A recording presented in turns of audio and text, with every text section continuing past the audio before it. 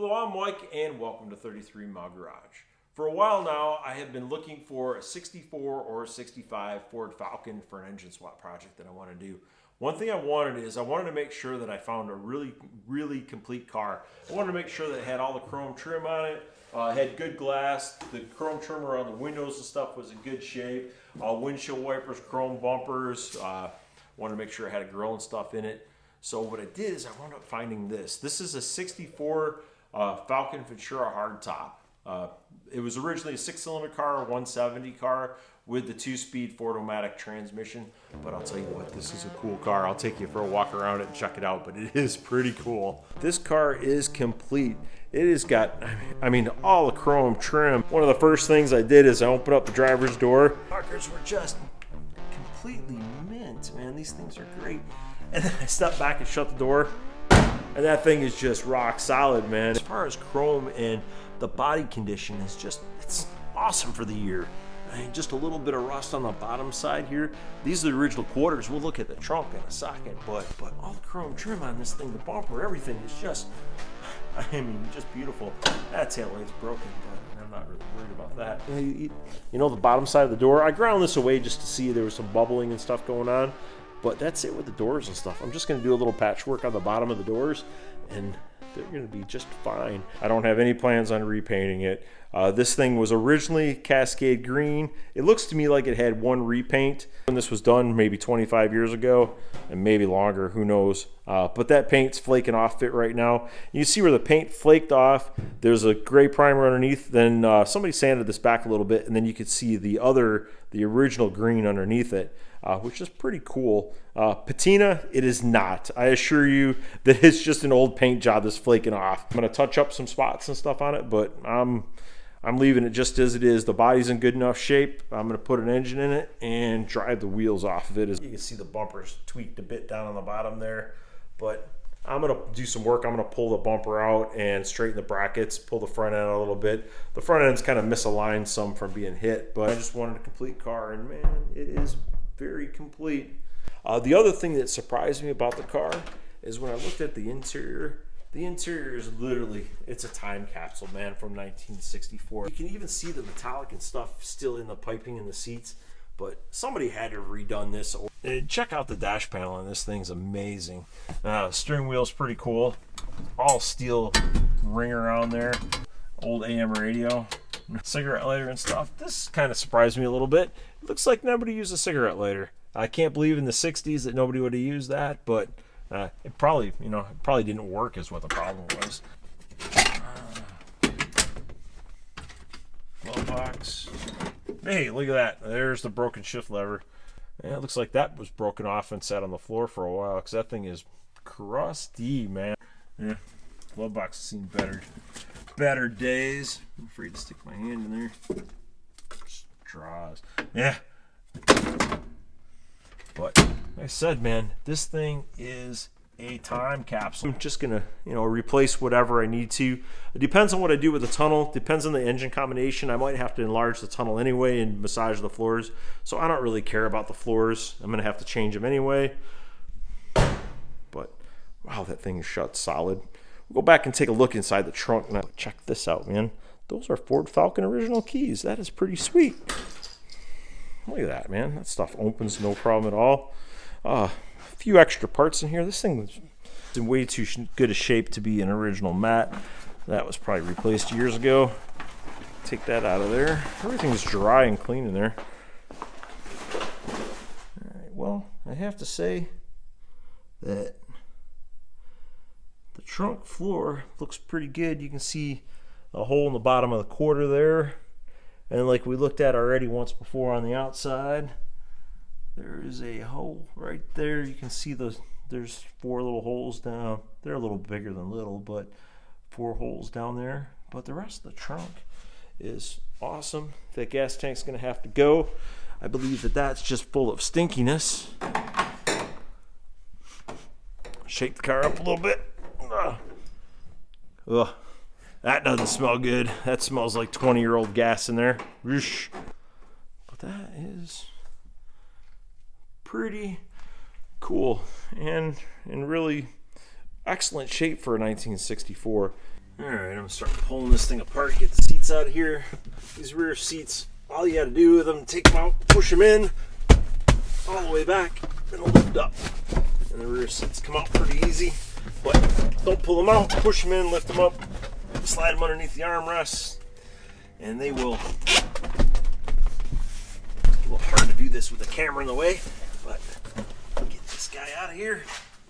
All right, let's see what's under this back seat now. Back seat, all you got to do, there's just 2 clips that it hangs on once these bolts are off. The other thing that's interesting too is it's got all the plastic and stuff. I guess that's all original wrapped underneath the seat, but all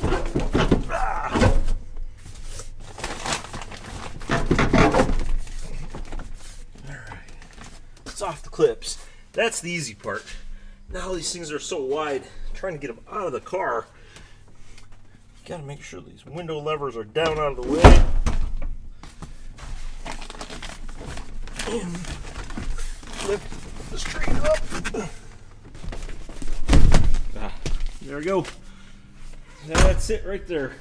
Now with the windows down, you can just get it out the window. Seat out. This is pretty cool. All this matting and stuff is all here and all in good shape. I'm afraid to see what's underneath it, but it's all here.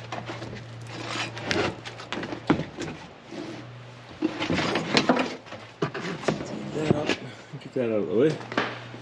And, well, there's a little bit of some quality floor rot over there, but that's no big deal. I can fix that. Get up into this back panel here, take this guy out. That thing, the sun has completely faded that out, cracked it in a million spots. Looks like the insulation pads are still here. Well, that's pretty wild. No rear speaker. Yeah, you can see in that corner a little bit of surface rust back there, but it's not bad, man. You can tell the rust's been leaking there, but now they got this back panel. Looks like just a fiberboard or something for the back seat. That's pretty water damaged on the bottom of both corners, but still not horrible. The wheel wells are pretty good, man. I'm surprised because these things typically rot out pretty bad through there. But those wheel wells are in nice shape. Yeah, the bottom there, but we knew that side was rotted anyway. But it's all limited to the one side. Front seat out now. Only 2 nuts on each side that hold this in, so a total of 4 nuts. So there's one up in this channel, one on the channel on the opposite side. And fortunately, I mean, it's not very rusted, man. They just came right out. The bottom side of this car is actually, I can tell you, man, this thing, the day somebody bought it, they took it to the undercoating place, which I didn't know in the 60s that undercoating was that big of a deal, but in 1964, this person had to have taken this car to undercoating because there is a boatload of undercoating on here. And I'll tell you what, man, it really saved the entire car because, I mean, except for some floor rot on the top part, the bottom part has no rot at all.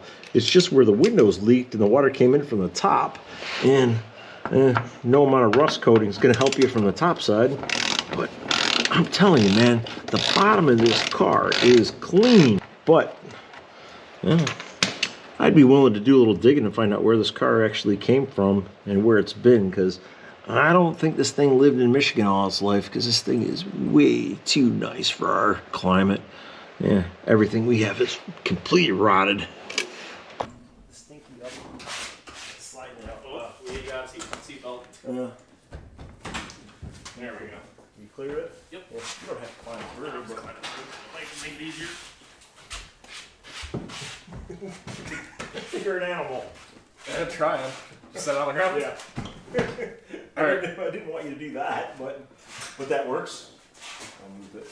All right, now I'll see you on the other side. Yeah. All right. If that works. That's some aggressive behavior you got going on there. Jeez. Yeah, I mean, it's just sound deadening foam. But Yeah. What's under the? Let's look under that. That's where the.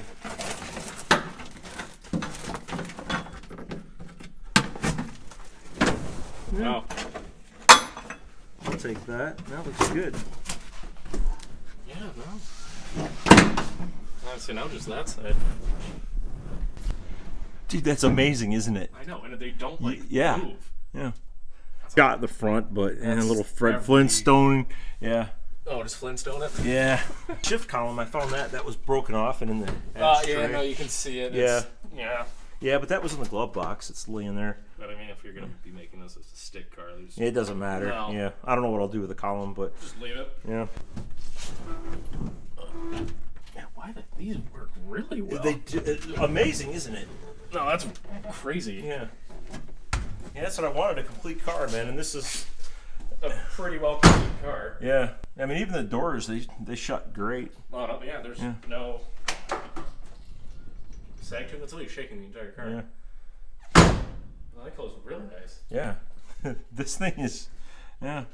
I'm not sure what I'll do with the floors, if I'll put complete floors in or just front floors. For the price for floors, it's $900 for a complete floor front to back, or And now is that is it like the entire pan, or is like I'm saying from rocker to rocker, from okay, so basically it's not pedals sections, it's the entire all the way up thing. until I think it's this seam right back here.